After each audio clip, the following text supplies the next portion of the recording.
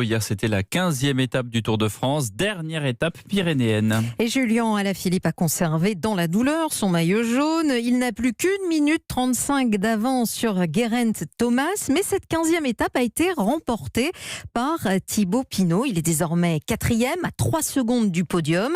Et si 34 ans après Bernard Hinault, un Français remportait le Tour, Axel May?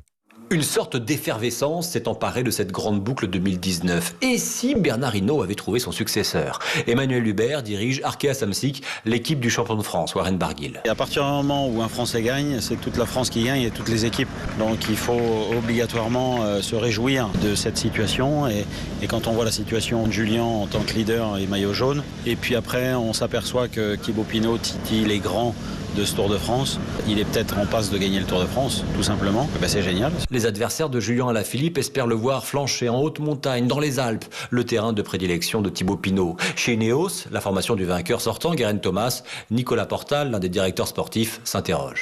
Est-ce que ça va être Thibaut ou est-ce que c'est plus avantage à Julien? Je ne sais pas. Le problème, c'est que là, maintenant, tout le monde veut gagner un peu de temps sur tout le monde. Ça se joue un mouchoir de poche, excepté pour Julien qui est encore un petit peu devant. Car derrière Alaphilippe, 5 coureurs se tiennent en 40 secondes. Bref, rien n'est joué, mais une victoire française n'est plus un rêve. Nîmes, Axel May, Europe 1.